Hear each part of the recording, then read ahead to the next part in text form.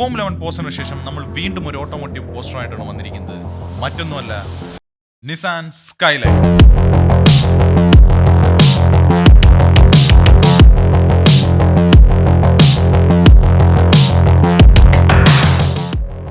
ഒരുപാട് പറഞ്ഞ സമയം കളയുന്നില്ല.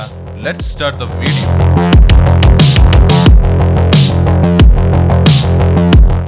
എപ്പോഴത്തെയും പോലെ ബാക്ക്ഗ്രൗണ്ടിൽ നിന്ന് തന്നെയാണ് നമ്മൾ വർക്ക് സ്റ്റാർട്ട് ചെയ്യാൻ പോകുന്നത്. അങ്ങനെ സ്റ്റാർട്ട് ചെയ്യുന്നതാണ് നല്ലത്. കാരണം ലെയറിന്റെ ഓർഗനൈസേഷനും പിന്നീട് ബാക്ക്ഗ്രൗണ്ട് ചെയ്യുമ്പോൾ ഉണ്ടാകുന്ന പ്രശ്നങ്ങളും മാറിക്കിട്ടും.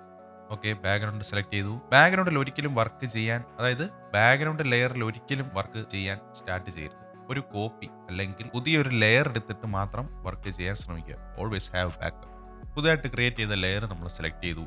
ശേഷം ബ്രഷ് ടൂൾ എടുത്തിട്ട് ഒരു സിൽവർ കളർ അല്ലെങ്കിൽ ഒരു ഗ്രേ കളർ, അതൊക്കെ നിങ്ങളുടെ ഇഷ്ടമാണ്, അതൊന്ന് സെലക്ട് ചെയ്തിട്ട് ജസ്റ്റ് ഒരു സ്മോക്കി എഫക്റ്റ് പോലെ റാൻഡമായിട്ട് നമ്മുടെ ആ പുതിയ ലെയറിൽ ഒന്ന് പെയിൻറ്റ് ചെയ്ത് കൊടുക്കുക.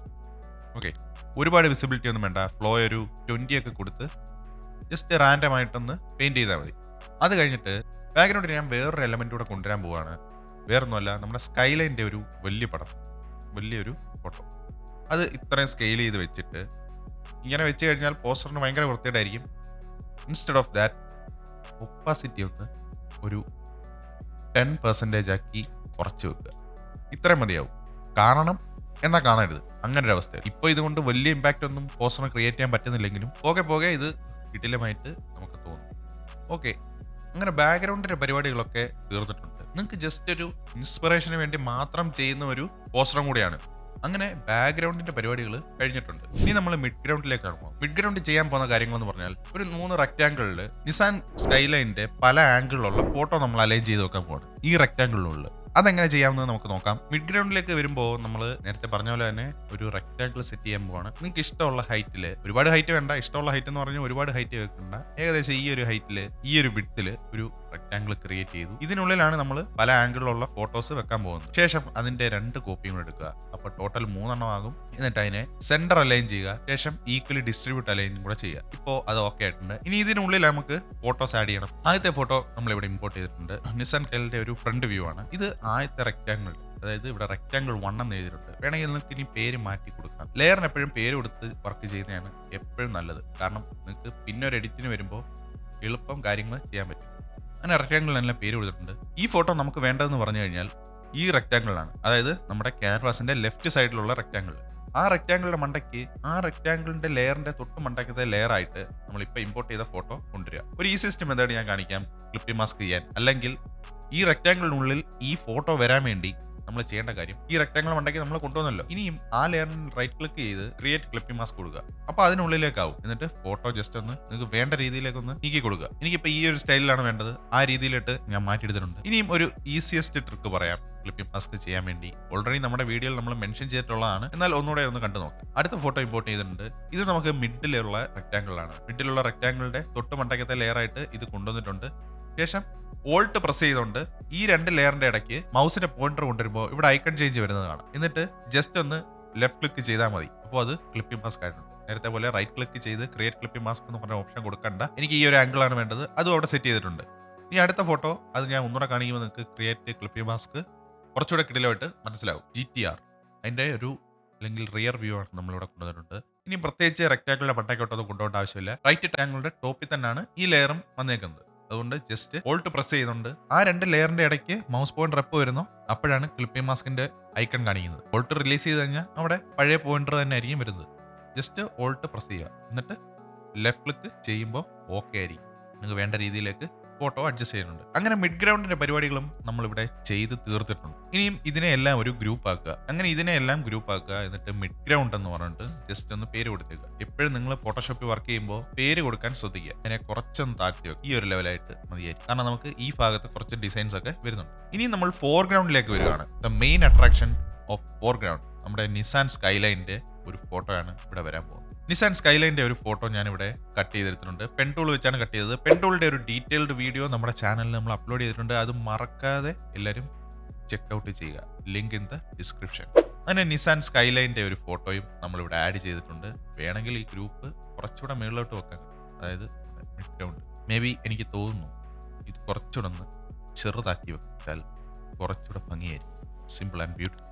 ഇനി സ്കൈലൈൻ്റെ പടം ഇവിടെ കൊടുത്തു. വേണമെങ്കിൽ സ്കൈലൈനിന് ഒരു ഔട്ടർ ഗ്ലോ കൊടുക്കാം. എഫക്ട്സ് കൺട്രോളിൽ പോയിട്ട് ജസ്റ്റ് ഒരു ഔട്ടർ ഗ്ലോ, ഓറഞ്ച് കളറൊന്നും വേണ്ട, ജസ്റ്റ് വൈറ്റ് കളർ, ഒന്നും കാണാത്ത രീതിയിൽ തന്നെ കൊടുക്കുക. സൈസൊക്കെ ഒന്ന് കളർ സെലക്ട് ചെയ്തു, ഒപ്പാസിറ്റി ഒരു ശകലം കുറയ്ക്കുക, ജസ്റ്റ് സൈസ് ഒന്ന് കൂട്ടുക. ഇതിൻ്റെ ആവശ്യമൊന്നും ഇല്ല, പക്ഷേ നമുക്ക് ഒരു എന്തെങ്കിലുമൊക്കെ വേണ്ടേ, ഒന്നും ഇല്ലാത്തവരെ കാട്ടി നല്ലത് എന്തെങ്കിലും ഉള്ളത്. അങ്ങനെ അത് റെഡിയാക്കിയിട്ടുണ്ട്.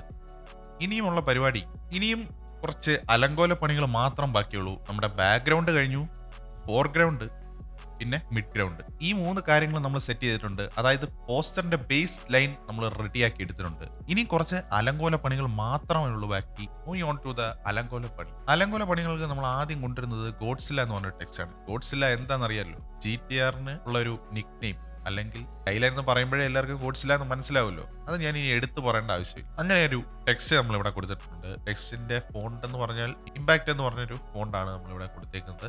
ഇതുപോലുള്ള പോസ്റ്ററുകളിൽ സ്ഥിരമായിട്ട് നമ്മളൊരു ഡിസ്ക്രിപ്ഷൻ കാണാറുണ്ട്. അത്തരത്തിലൊരു ഡിസ്ക്രിപ്ഷൻ ഞാനിവിടെ ടൈപ്പ് ചെയ്തെടുത്തിട്ടുണ്ട് ഫ്രം ChatGPT. അത് നമ്മളിവിടെ ഇമ്പോർട്ട് ചെയ്തിട്ടുണ്ട്. അതിനെ ഈ ഗോഡ്സില്ല എന്ന് പറഞ്ഞ ടെക്സ്റ്റിന്റെ താഴെയായിട്ട് ജസ്റ്റ് ഒന്ന് അലൈൻ ചെയ്ത് കൊടുക്കുക. റീഡബിൾ ആണ്, നോ പ്രോബ്ലം. അതിന് റോബോട്ടോ എന്ന് പറഞ്ഞൊരു ഫോണ്ടാണ് കൊടുത്തിരിക്കുന്നത്. Roberto thin. ഓക്കെ, അങ്ങനെ കൊടുത്താൽ മതി. ഒരുപാട് വിസിബിലിറ്റി ഒന്നും അതിൻ്റെ ആവശ്യമില്ല. വിഷ്വൽ ബ്യൂട്ടി നഷ്ടപ്പെടും. ഓക്കെ, ഇത്രയും മതി. അടുത്ത അലങ്കോല പണി എന്ന് പറഞ്ഞാൽ ഇവിടെ നമ്മളൊരു റെക്റ്റാങ്കിൾ കൊടുക്കുകയാണ്, ഒരു വിഷ്വൽ ബാലൻസിന് വേണ്ടി. ഇവിടെ എന്തോ ഒരു എംപ്റ്റിനെസ് പോലെ നമുക്ക് തോന്നുന്നുണ്ട്. അതൊന്ന് മാറ്റാൻ വേണ്ടിയാണ് ഇവിടെ ഒരു റെക്റ്റാങ്കിൾ കൊടുക്കാൻ പോകുന്നത്. റെക്റ്റാങ്കിൾ ടൂൾ എടുക്കുക. ഷേപ്പ് ടൂളിനെ പറ്റിയ ഒരു വീഡിയോയും നമ്മൾ ചെയ്തിട്ടുണ്ട്, അതും മറക്കാതെ നിങ്ങൾ കാണുക. Link in the description. Rectangle tool എടുത്തു, ജസ്റ്റ് ഒരു ലൈറ്റ് റെക്റ്റാങ്കിൾ വരച്ചു കൊടുക്കുക. ഇത്രയും മതിയാകും. അതിന് നമ്മളൊരു ലൈറ്റ് ബ്ലൂ, അല്ലെങ്കിൽ ഈ നിസാന്റെ കളർ തന്നെ അങ്ങ് കൊടുത്തേക്കാം. ഇത്രയും വേണ്ട, ജസ്റ്റ് ഒരു ലൈറ്റ് കളർ. കാരണം അത് അങ്ങോട്ട് എറിച്ച് നിൽക്കാൻ പാടില്ല. അത് എറിച്ച് നിന്നാൽ ആകെ ഒരു കാറിന്റെ പടമൊക്കെ ബ്ലൈൻഡ് ആയി പോകാനുള്ള ചാൻസ് ഉണ്ട്. അപ്പോൾ ഒരു ലൈറ്റ് കളറിലേക്ക് മതി. കളർ ഫിക്സ് ചെയ്തു, ഓക്കെ എടുത്തു. ഇനി അടുത്ത റെക്റ്റാങ്കിൾ വേണമെങ്കിൽ ഇതിന്റെ കോപ്പി എടുത്ത് വരയ്ക്കാം, അല്ലെങ്കിൽ പുതിയൊരു റെക്റ്റാങ്കിൾ ആയിട്ട് നിങ്ങൾക്ക് വരയ്ക്കാൻ പറ്റും. ഞാനിപ്പോൾ തൽക്കാലം ഇതിന്റെ കോപ്പി എടുക്കുകയാണ്. ആ സൈസ് പിന്നെ അതേപോലെ കോപ്പി ചെയ്യാനുള്ള മടിയുണ്ട്. അല്ല, ഇങ്ങനെയൊക്കെ ചെയ്യാൻ വേണ്ടിയാണല്ലോ ഫോട്ടോഷോപ്പിൽ ഈ ഓപ്ഷനാണ് കൊടുത്തേക്കുന്നത്. അത് നമ്മുടെ മടി ഉണ്ടായിട്ടല്ലോ. അതിന്റെ സൈസ് ജസ്റ്റ് ഒന്ന് ഡ്രാഗ് ചെയ്യുമ്പോഴത്തേക്ക് ചെറുതാകും. ഇനി അതിനെയും കൂടെ ഒന്ന് അലൈൻ ചെയ്യുക. സെൻട്രൽ ലൈൻ മാത്രം ചെയ്താൽ മതി, വേറെ അലൈൻ ഒന്നും വേണ്ട. സെൻട്രൽ ലൈൻ ചെയ്തിട്ട്, പക്ഷേ ഇതിന് നമ്മൾ വേറൊരു കളർ കൊടുക്കാൻ പോവാണ്. ആ റെക്റ്റാങ്കിൾ സെലക്ട് ചെയ്തു, ഓപ്ഷനിൽ പോയിട്ട് അല്ലെങ്കിൽ പ്രോപ്പർട്ടീസിൽ പോയിട്ട് ജസ്റ്റ് ഒരു ഗ്രേ കളർ കൊടുക്കുക. അതും ലൈറ്റ് കളറായിട്ട് ഇരുന്നാൽ മതി. ജപ്പാനിൽ ഗോഡ്സില്ല എന്ന് എഴുതുക. ജപ്പാനിൽ ഗോഡ്സില്ല എന്നല്ല പറയുന്നത്, ഗോജിറ. പ്രൊനൗൺസിയേഷൻ കറക്റ്റ് ആണെന്ന് എനിക്കറിയില്ല. അങ്ങനെ ആണെങ്കിൽ അല്ലെങ്കിൽ തെറ്റുണ്ടെങ്കിൽ നിങ്ങളൊന്ന് കമന്റ് ചെയ്യുക. ആ ടെക്സ്റ്റും നമ്മളിവിടെ കൊണ്ടുവന്നിട്ടുണ്ട്. ഇനി ലാസ്റ്റ് ആൻഡ് ഫൈനൽ സ്കൈലൈൻ എന്ന് പറഞ്ഞ ഒരു ടെക്സ്റ്റ് നമ്മൾ എവിടെയെങ്കിലും കൊടുക്കണം. എന്തായാലും ഗോഡ്സില്ല എന്നുള്ള ടെക്സ്റ്റ് നമ്മൾ ഹൈലൈറ്റ് ചെയ്തിട്ടുണ്ട്. ഇനി അതല്ലാതെ ഈ 3 കോളങ്ങളിലേക്ക് നമ്മൾ സ്കൈലൈൻ എഴുതാൻ പോകണം. സ്കൈലൈൻ എന്നുള്ള ടെക്സ്റ്റ് നമ്മൾ ഇമ്പോർട്ട് ചെയ്തിട്ടുണ്ട്. ഇനി നമ്മൾ ഈ ഒരു 3 ഭാഗത്തേക്കായിട്ട് ഈ സ്കൈലൈൻ എന്നുള്ള ടെക്സ്റ്റിനെ അലൈൻ ചെയ്ത് വെച്ചിട്ടുണ്ട്. ഓക്കെ, വേറെ എവിടെയും കൊടുക്കാൻ സ്ഥലമില്ല. വേറെ എവിടെ കൊടുത്താലും അത് റെഡി ആവുകയില്ല. അതുകൊണ്ടാണ് ഇങ്ങനെ കൊടുത്തത്. ജസ്റ്റ് സ്കൈലൈൻ ഇങ്ങനെ ഒന്ന് താത്തു വെക്കുക. വേണമെങ്കിൽ ഒന്ന് central line. Okay, central line ചെയ്യേണ്ട ആവശ്യമില്ല. നമ്മളത് കറക്റ്റ് ആയിട്ടാണ് കൊണ്ടുവന്നിട്ട്. ഇനി അതിനെ ഒരു ഗ്രൂപ്പാക്കി വെക്കുക. ഓർഗനൈസേഷൻ എപ്പോഴും ഇമ്പോർട്ടൻ്റ് ആണ്. ഇതിനെ വേണമെങ്കിൽ സ്കൈ ലൈൻ എന്നുള്ളൊരു ഗ്രൂപ്പിന് പേര് കൊടുക്കുക. ഇതിനെ ഒരു ഗ്രൂപ്പാക്കി വെച്ചേക്കുക. Bottom rectangle. അപ്പോൾ നമ്മുടെ പോസ്റ്ററിന്റെ കംപ്ലീറ്റ് പരിപാടികളും കഴിഞ്ഞിട്ടുണ്ട്. ഇതിന് പ്രത്യേകിച്ച് കളർ ഗ്രേഡിന്റെ ആവശ്യമൊന്നുമില്ല. അങ്ങനെ വർക്കെല്ലാം കഴിഞ്ഞ് നമ്മുടെ പോസ്റ്റർ കാണാൻ ഇങ്ങിയിരിക്കുന്നതാണ്.